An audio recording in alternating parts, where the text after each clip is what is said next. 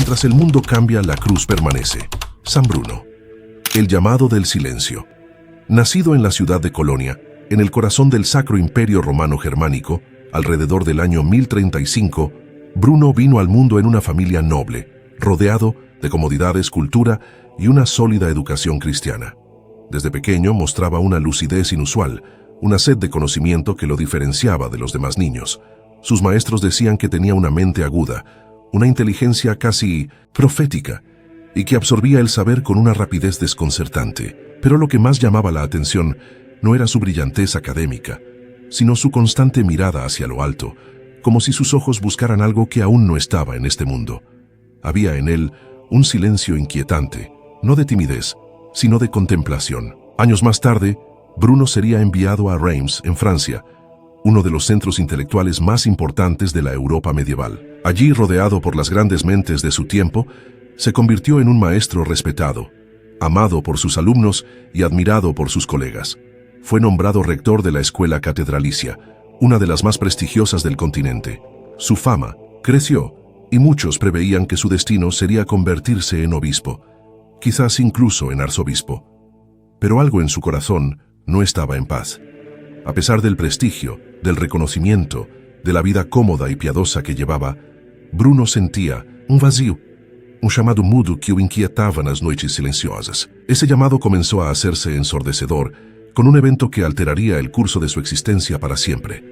Durante el funeral de Raymond Diocrès, un célebre profesor de teología en Reims, ocurrió algo tan aterrador como inexplicable. En medio del solemne ritual, frente a una multitud de eclesiásticos, nobles y estudiantes, el cadáver de Diocrès, ya vestido con su hábito fúnebre y colocado en su ataúd abierto, se incorporó lentamente. Sus ojos, antes cerrados por la muerte, se abrieron y con una voz ronca y temblorosa, pronunció palabras que helaron la sangre de todos los presentes.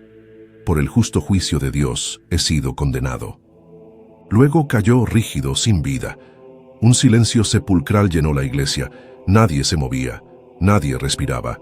El acontecimiento fue interpretado como una advertencia divina, un recordatorio del juicio que espera a todos los hombres, incluso a los más sabios y piadosos. Bruno, profundamente conmovido, quedó marcado por esa visión. En las noches siguientes no podía dormir. La frase del muerto resonaba en su interior como una campana de penitencia. Empezó a preguntarse si su vida, tan llena de conocimiento, honores y deberes eclesiásticos, estaba realmente alineada con la voluntad de Dios. ¿Era todo aquello una ilusión? ¿Un velo que lo alejaba del verdadero encuentro con el Creador? Pasaron los meses y su inquietud espiritual se convirtió en una decisión radical. Bruno renunció a todo. Abandonó su puesto en Reims, dejó atrás su reputación, su influencia, su círculo social y su futuro prometedor. No lo hizo por desprecio a la Iglesia, sino por amor a una vida más pura, más silenciosa, más cercana a Dios. Quería alejarse del ruido del mundo, de las disputas clericales, de los aplausos. Sentía que, para hallar a Dios, debía sumergirse en el silencio más profundo, en la soledad más extrema. Junto a 6 compañeros que compartían su anhelo, se dirigió hacia una región remota en los Alpes franceses, Chartreuse. Era un lugar inhóspito, apartado, cubierto de bosques densos y montañas escarpadas. Pero era también un espacio puro, intacto, donde la voz del mundo no llegaba, y donde el murmullo del viento entre los árboles podía confundirse con un susurro divino. Allí, en medio de la nada, empezaron a construir su morada. Pequeñas celdas de madera dispersas entre sí, una capilla sencilla dedicada a la Virgen y un ritmo de vida marcado por la oración, el trabajo manual y el silencio absoluto. Bruno no fundó un monasterio común. Lo que nacía en Chartreuse era algo único, revolucionario en su época. Una comunidad de ermitaños. Cada uno vivía solo en su celda, sin conversaciones, sin reuniones innecesarias. Solo se encontraban para la misa y para algunos momentos litúrgicos. Su alimentación era frugal, casi ascética. Dormían poco, hablaban menos, meditaban mucho. Era una vida que exigía renuncia total, una forma de morir al mundo sin abandonar el cuerpo. Bruno no buscaba adeptos, no predicaba a multitudes, no escribía tratados. Su enseñanza era su ejemplo, su palabra era su silencio. Y en ese silencio, algo comenzó a nacer, algo antiguo, sagrado, intacto. un modo de vida que no respondía a modas ni a tendencias eclesiásticas, sino al clamor más profundo del alma humana: encontrar a Dios en el desierto interior. Bruno había escuchado ese llamado y había respondido con todo su ser, pero su historia apenas comenzaba. Antes de comenzarmos esta jornada sobre la vida de fe y de San Bruno, quiero saber tu opinión. ¿Conocías la historia de San Bruno? ¿Sabías que renunció a todos los honores y riquezas de su tiempo para vivir en silencio, oración y soledad absoluta? ¿Sabías que fundó la Orden de los Cartujos, una de las más estrictas y contemplativas de toda la Iglesia, donde el silencio se convierte en puente hacia lo divino? ¿Ya has recibido o conoces algún milagro de San Bruno? Escribe en los comentarios. Leeré todos y dejaré un corazoncito en tu comentario. Aprovecha para suscribirte al canal, dejar tu like y compartir con tus amigos para no perderte ningún video. La vida en la Cartuja. La niebla densa de la montaña envolvía las celdas como si la naturaleza misma quisiera abrazar aquel rincón olvidado del mundo. Era en la soledad gélida de Chartreuse donde Bruno y sus compañeros comenzaron a vivir una vida que no se parecía a ninguna otra. Una existencia marcada por el desprendimiento, el sacrificio y una radical búsqueda de Dios en el absoluto silencio del alma. No era una vida fácil, ni cómoda, ni gloriosa a los ojos del mundo, pero era profundamente auténtica, porque en cada respiración, en cada gesto, en cada acto cotidiano, latía un deseo puro: unirse a Dios sin distracciones, sin máscaras, sin mediaciones humanas. Los cartujos, como serían luego conocidos, no vivían como los monjes benedictinos ni como los cistercienses. No era una comunidad cerrada donde todos compartían un mismo techo y una misma mesa. En la Cartuja, cada hermano habitaba su celda individual, que era al mismo tiempo casa, capilla y tumba. Sí, tumba, porque al cruzar las puertas de su celda, cada cartujo moría al mundo. Dejaba atrás su nombre, sus pasiones, su pasado. Era un retiro definitivo. Bruno creía que solo en la más estricta soledad podía el alma despojarse de todo, ruido interior, y escuchar el susurro de Dios. Ese susurro que rara vez se oye en medio del bullicio del mundo. Cada celda era una construcción sencilla, de madera o piedra, con una pequeña cama, un escritorio para copiar manuscritos sagrados, un oratorio para la oración privada y un jardín interior para cultivar hierbas o meditar al aire libre. Allí pasaban la mayor parte del tiempo, en soledad completa, en silencio continuo. Solo 2 veces al día se reunían con los otros, por la mañana para la misa conventual y por la noche para los maitines, una liturgia solemne y prolongada que podía durar hasta 3 horas en medio de la oscuridad helada. Incluso en esos encuentros el silencio predominaba. No había charlas, ni sonrisas, ni abrazos. Había recogimiento, reverencia, fuego interior. La alimentación era frugal. Un cartujo comía una sola vez al día, y lo que recibía no era preparado por sus propias manos, sino por hermanos legos que servían a la comunidad sin vivir en reclusión total. No se comía carne bajo ninguna circunstancia. Durante el ayuno de Cuaresma, incluso los productos lácteos eran suprimidos. El cuerpo debía estar dócil, disciplinado, ligero, para que el alma pudiera elevarse sin cadenas, y no era raro que alguno de los hermanos enfermara o debilitara al punto de quedar al borde de la muerte, pero jamás se quejaban. Su sufrimiento era parte de su ofrenda. El trabajo manual ocupaba otra parte esencial del día. Bruno no concebía una vida espiritual desligada del esfuerzo físico. Copiar manuscritos, labrar la tierra, cortar leña, fabricar utensilios sencillos, todo era parte del camino hacia la perfección. No como castigo, sino como ejercicio de humildad y servicio. Para los cartujos, cada acto, por más simple que fuera, podía convertirse en oración si era hecho con amor y conciencia de la presencia divina. No había separación entre lo sagrado y lo cotidiano. Todo era sagrado si se vivía en gracia, pero quizás el aspecto más radical de la vida en la Cartuja era el silencio. No un silencio forzado, ni frío, ni estéril, sino un silencio lleno de sentido de presencia de eternidad. Era un silencio que penetraba hasta los huesos, que confrontaba al alma con sus miserias, que quitaba las máscaras y dejaba al hombre desnudo ante el Creador. En ese silencio, muchos hermanos experimentaban momentos de luz sobrenatural y también noches oscuras del alma, donde Dios parecía esconderse y el vacío se volvía insoportable. Bruno lo sabía. Él mismo pasaba por esos abismos, pero los aceptaba, porque entendía que el verdadero encuentro con Dios no No ocurre entre luces y cánticos, sino en el desierto, donde todo lo humano se desmorona y solo queda lo eterno. La Cartuja no tenía como fin atraer multitudes ni fundar un movimiento. Bruno nunca escribió una regla monástica detallada como San Benito. No impuso una estructura rígida, ni codificó dogmas. Su forma de vida nació del testimonio, de la experiencia directa con lo divino, y fue creciendo orgánicamente, inspirada en el Evangelio y en los primeros padres del desierto, como San Antonio Abad y San Pablo Ermitaño. Era una herencia espiritual que conectaba con las raíces más profundas del cristianismo: la soledad, la contemplación, el martirio interior. Que así, en medio de las montañas, lejos de los palacios, de las intrigas eclesiásticas y de los fastos litúrgicos, Bruno forjaba con sus hermanos una forma de santidad radical, invisible a los ojos del mundo, pero luminosa en el reino de los cielos. Allí, entre niebla, nieve y silencio, nacía un estilo de vida que desafiaba la lógica humana. Una vida en la que perderlo todo era ganarlo todo. Una vida en la que morir al mundo era el verdadero camino hacia la vida eterna. El llamado del Papa.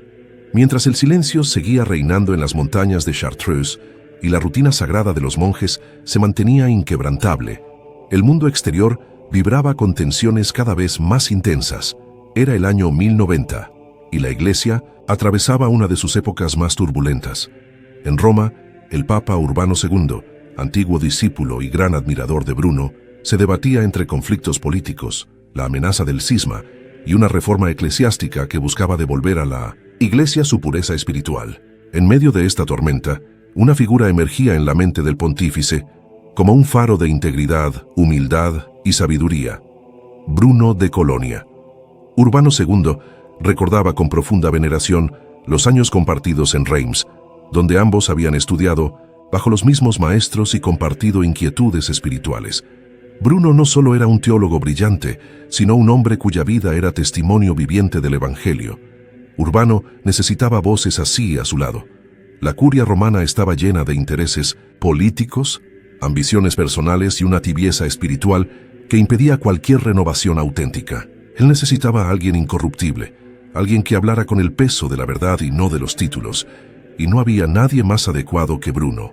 Fue así como, desde Roma, partió una carta sellada con el anillo papal.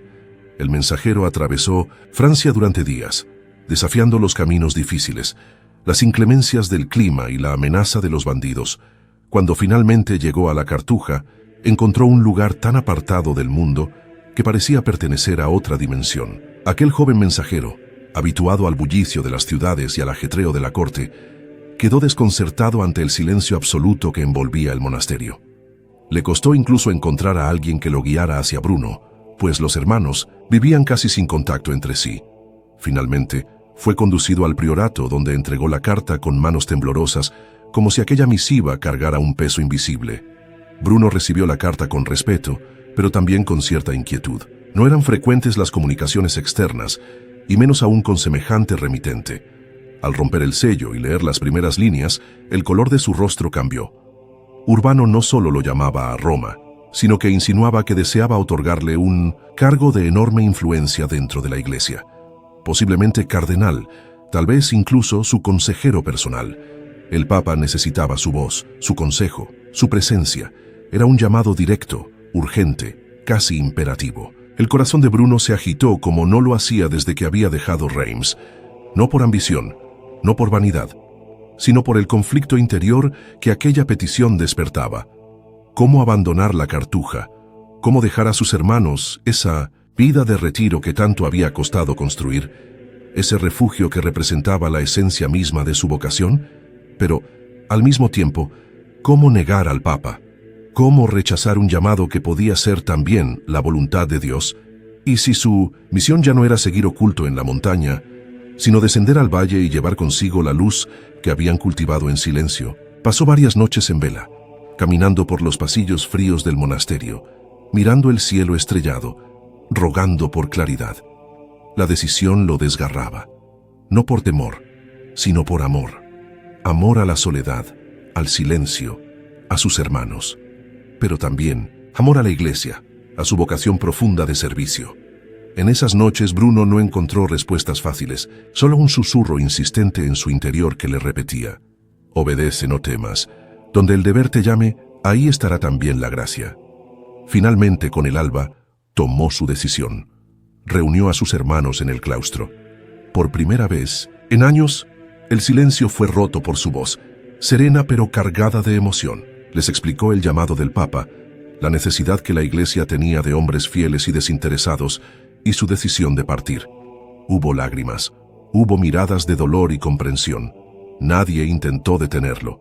Todos sabían que su partida era una nueva forma de entrega. Antes de marcharse, Bruno caminó una última vez por los senderos del bosque, tocó las piedras de su celda y se arrodilló en el oratorio donde tantas veces había llorado y orado. Partía sin saber lo que encontraría en Roma, sin promesas de gloria ni certezas, solo con la cruz sobre los hombros y una paz extraña en el alma. Y así, abandonando su escondite en las montañas, Bruno emprendió el viaje hacia la ciudad eterna. Dejaba atrás su retiro, pero no su vocación, porque sabía que dondequiera que estuviera, si mantenía el corazón unido a Dios, cada paso se convertiría en oración, cada decisión en ofrenda, y cada renuncia en semilla de eternidad, legado y muerte. Bruno llegó a Roma con la humildad que lo caracterizaba, sin pompa ni aspiraciones mundanas. Mientras la ciudad bulliciosa se debatía entre las intrigas del poder clerical y las tensiones de una iglesia en transformación, su presencia era como un soplo de aire puro entre muros corroídos por la ambición. El Papa Urbano II lo recibió con los brazos abiertos y lágrimas en los ojos. No lo veía como un súbdito, ni siquiera como un colaborador político. Lo veía como un amigo, un hermano del alma, y quizás el último verdadero místico de una era que agonizaba. Pero Bruno, aunque obedecía con docilidad, no estaba hecho para los salones del poder. Rechazó con firmeza cualquier dignidad eclesiástica que lo apartara de su vida de contemplación. El Papa quiso nombrarlo obispo, consejero, incluso cardenal, pero Bruno no aceptó. Argumentaba que su vocación no era la de gobernar, sino la de orar. No deseaba títulos ni autoridad. Su mayor anhelo era conservar a toda costa su silencio interior. Y esa renuncia, tan difícil de comprender para la lógica del mundo, no fue una fuga, sino una forma sublime de resistencia espiritual. Urbano II, comprendiendo la grandeza de su antiguo maestro, cedió. Le permitió a Bruno permanecer cerca de Roma, pero en soledad. Le concedió tierras en Calabria, en el sur de Italia, un lugar montañoso, aislado y lleno de belleza salvaje. Allí, Bruno fundó su segunda comunidad eremítica, la Cartuja de Santa María de la Torre. No era una copia de la Cartuja de Francia, sino una extensión viva del mismo espíritu, una nueva semilla de silencio y oración en medio de la decadencia de la civilización cristiana.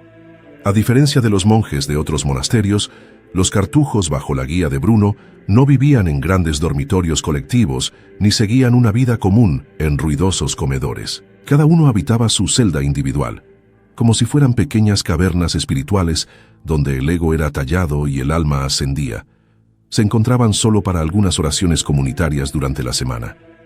El silencio era ley, la soledad era camino, el ayuno una constante. Y a pesar de la extrema rigidez, reinaba entre ellos una paz que el mundo jamás conoció.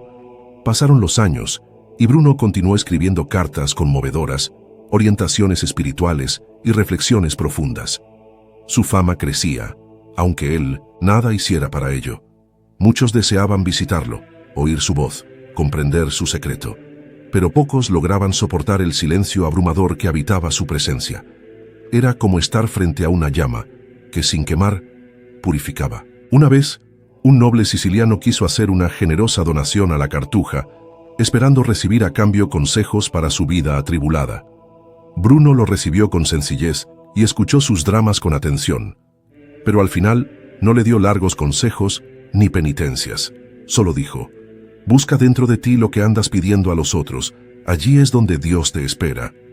El hombre partió con lágrimas en los ojos, llevando menos respuestas y más sed de silencio. Pero el cuerpo de Bruno, ya anciano, comenzaba a mostrar señales de desgaste. Sus manos temblaban, sus ojos ardían en las largas noches de vigilia. Aún así, se negaba a abandonar su celda, su ayuno, sus oraciones. Sentía que la muerte se acercaba como una amiga esperada desde hacía tiempo, no con miedo, sino con reverencia. Sabía que la vida terrenal era solo una travesía, y que su misión de plantar el eremitismo radical ya había florecido más allá de las montañas. Pocos días antes de su muerte, reunió a los hermanos. Con voz débil, pero firme, confesó sus pecados, pidió oraciones e hizo su profesión de fe. No pronunció largos discursos, ni dejó testamentos teológicos. Solo testificó con su serena presencia lo que siempre predicó en silencio: que el alma, cuando verdaderamente entregada a Dios, no necesita muchas palabras para eternizarse. Bruno falleció el 6 de octubre de 1101, en la más pura simplicidad. No hubo funerales grandiosos, ni campanas sonando por las ciudades. Fue sepultado sin acta de canonización, sin culto oficial. Durante siglos, su memoria permaneció viva no por los milagros atribuidos, sino por la radicalidad de su entrega. Su santidad no brilló en altares de oro, sino en el corazón de todos aquellos que, atraídos por el mismo llamado del silencio, decidieron seguir sus pasos invisibles. Y así, sin buscar ser recordado, Bruno se volvió eterno. La influencia de San Bruno. Después de la muerte de San Bruno, no se erigieron monumentos de mármol ni se encendieron grandes catedrales en su nombre. Pero algo más profundo y eterno empezó a brotar silenciosamente en el corazón de Europa. Una corriente espiritual que atravesaba los siglos, una llama invisible que ardería con fuerza en los rincones más ocultos del alma humana. Su influencia no se medía en poder político ni en popularidad, sino en la cantidad incalculable de vidas transformadas por el eco de su silencio.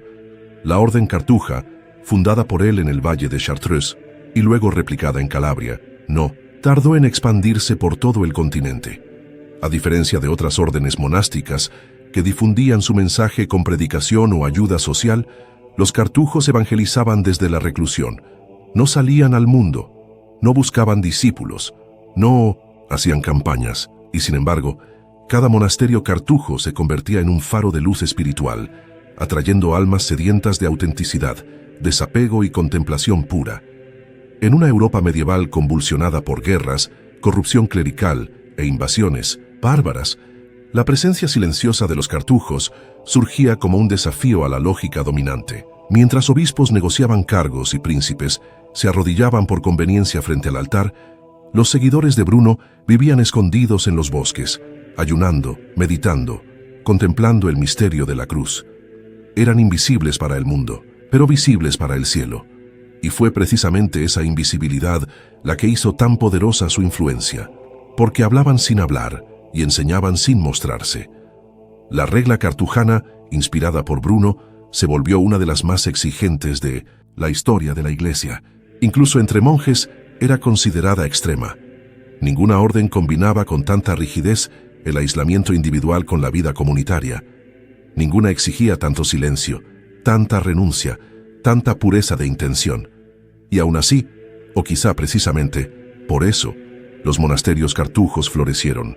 Chartreuse, Escaladei, Miraflores, Évora, Pavía, Farneta.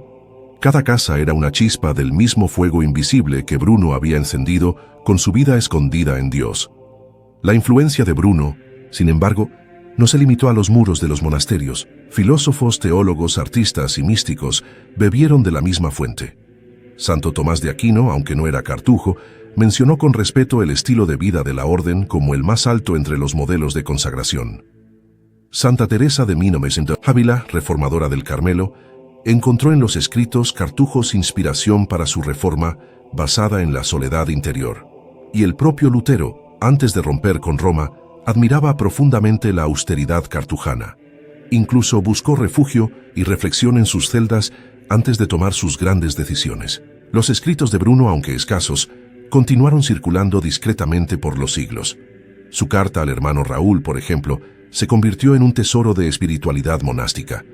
Allí, Bruno describía con ternura el gozo inefable de la vida en soledad, donde el alma se despojaba de todo apego terrenal y se sumergía en la luz silenciosa de Dios. Era un lenguaje místico, simple y profundo, que trascendía cualquier época o cultura. Como si incluso muerto, Bruno aún susurrara a los que buscan: retírate, silencia, y encontrarás a aquel que nunca se ausenta. La cartuja también influyó en la forma en que la Iglesia entendía la santidad. Hasta entonces, la mayoría de los santos canonizados eran mártires, misioneros o líderes de grandes movimientos. Bruno rompió ese patrón. Mostró que la santidad podía nacer en lo oscuro, lejos de los ojos humanos. que el verdadero milagro era mantener el alma en Dios, incluso sin testigos, que la mayor predicación era la fidelidad invisible a la propia vocación. La influencia de San Bruno llegó hasta el Concilio Vaticano II. Siglos después de su muerte, los documentos conciliares reconocieron la importancia de la vida contemplativa como pilar insustituible de la Iglesia. Y aún hoy, en pleno siglo XXI, los cartujos permanecen firmes en su elección radical. Solo 25 monasterios en el mundo siguen la regla de Bruno, pero en cada uno de ellos late el mismo corazón silencioso que comenzó a latir en las montañas del Delfinado 1000 años atrás. Y no son solo monjes los que sienten su influencia. Hombres y mujeres de todo el mundo, laicos, profesionales, jóvenes inquietos, buscadores espirituales, encuentran en Bruno un símbolo de resistencia al ruido, a la prisa, a la superficialidad. En tiempos dominados por redes sociales, exceso de información y vacío existencial, la figura de un hombre que eligió el silencio absoluto resuena con fuerza profética. Es como si el alma moderna, cansada de tanto ruido, comenzara por fin a escuchar el llamado que Bruno escuchó primero, el llamado del silencio que cura, que limpia, que transforma. Así, el legado de Bruno sigue vivo, no solo en celdas de piedra, sino en lo íntimo de todos aquellos que se atreven a hacer de la interioridad su refugio. Su vida continúa siendo una respuesta al grito silencioso de una humanidad que, incluso, sin saberlo, clama por Dios en medio del caos, porque mientras haya corazones dispuestos a retirarse del mundo para encontrarlo, también habrá, invisible pero presente, el soplo de San Bruno guiando el camino. En el silencio sepulcral de la celda cartuja, donde el murmullo del viento parece una sinfonía divina y el crujido de la madera antigua se torna casi sagrado, es donde la historia de San Bruno continúa viva. No con palabras grandilocuentes, ni con milagros visibles, sino con la persistencia de un llamado interior, ese susurro casi imperceptible que habla a quienes tienen el valor de escuchar. Es allí, lejos de las multitudes, donde el alma despierta a una realidad que escapa al ruido del mundo moderno. Y tal vez sea en ese silencio, tan profundo y olvidado, donde se oculta la respuesta a tantas preguntas que llevamos en el pecho. La figura de San Bruno no se presta a héroes románticos ni mártires dramáticos. Su vida fue un testimonio de constancia, discreción y entrega absoluta. Y precisamente por eso, su influencia se revela con más fuerza en los detalles, en el Minnemesintu, ritmo contemplativo, en la búsqueda de la humildad auténtica, en la renuncia al ego y al deseo de reconocimiento. Él representa la contracorriente. En una época donde todo invita a la exposición, al éxito visible, a la validación externa, Bruno propone el recogimiento como portal de la verdad. Nos recuerda que hay una sabiduría que solo florece en la soledad, una comunión que solo se alcanza en el silencio, una grandeza que solo se revela en la pequeñez. Pero, ¿por qué su legado aún resuena hoy? ¿Qué hay en la figura de Bruno que sigue tocando corazones siglos después de su muerte? Tal vez porque nos confronta, porque nos muestra lo que podríamos ser si tuviéramos el valor de vaciarnos de todo lo accesorio, porque su vida es una pregunta que incomoda. ¿Cuánto de nuestro sufrimiento nace del ruido que no queremos soltar? ¿Cuánto de nuestra angustia viene del miedo al silencio? ¿Y si la paz no estuviera fuera sino adentro, esperando que callemos lo suficiente para oírla? El silencio al que Bruno se entregó no era una huida, sino un retorno a la fuente, al corazón, al origen de todo. No era una negación del mundo, sino una forma más pura de abrazarlo, desde la oración, desde la contemplación, desde una presencia total y desapegada. Él no condenó la acción, pero eligió el ser. No rechazó al prójimo, pero buscó a Dios primero para luego amar con mayor profundidad. Y esa elección radical, aunque incomprendida por muchos, es profundamente revolucionaria. Las generaciones futuras vieron en Bruno un espejo incómodo pero necesario. Mientras el mundo seguía avanzando en revoluciones industriales, descubrimientos científicos y conquistas tecnológicas, su celda seguía allí, inmóvil, silenciosa, eterna.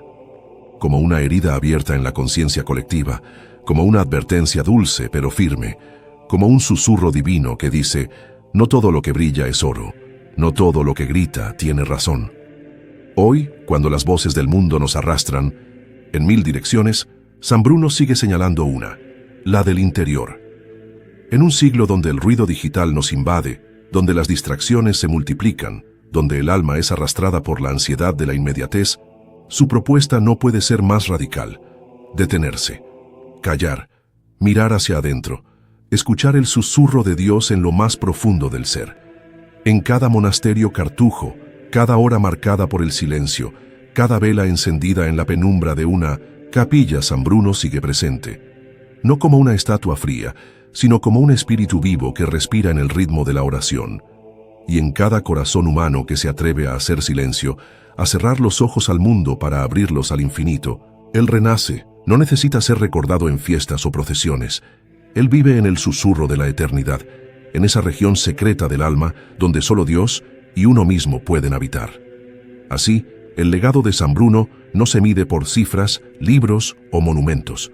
Se mide en almas tocadas, en vidas transformadas por la belleza callada del amor divino, porque al final el que encuentra a Dios en el silencio, lo encuentra para siempre. Y esa fue, es y será la promesa más poderosa de Bruno, que incluso en un mundo ensordecido por el caos, el silencio aún puede salvarnos.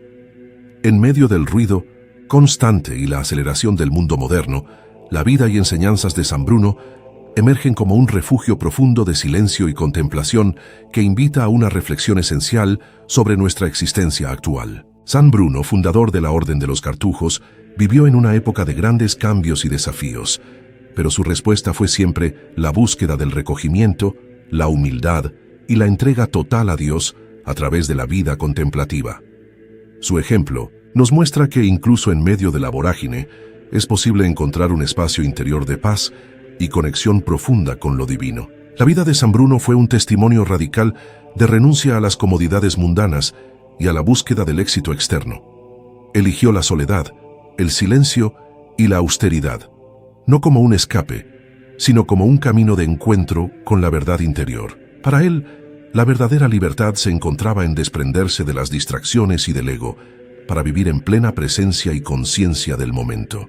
Este enfoque, aunque puede parecer lejano a la realidad contemporánea, encierra una sabiduría poderosa que puede transformar nuestra manera de vivir hoy. En la actualidad, vivimos inmersos en un constante bombardeo de estímulos digitales, redes sociales, exigencias laborales y una cultura del rendimiento que nos empuja a estar siempre activos y visibles. Esta dinámica genera un ruido mental y emocional que dificulta el encuentro con uno mismo y con lo trascendente. Aquí es donde las enseñanzas de San Bruno cobran relevancia.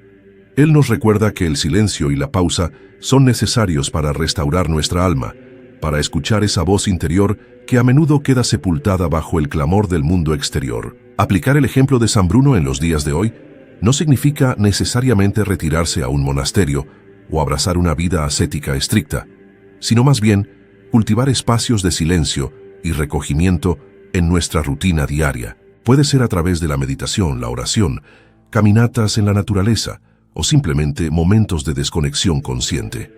Estos espacios nos permiten reconectar con nuestra esencia, clarificar nuestros pensamientos y recuperar la calma necesaria para tomar decisiones con sabiduría y serenidad. Además, el legado de humildad y entrega de San Bruno nos invita a cuestionar el exceso de individualismo y competencia que caracteriza muchas veces nuestra sociedad.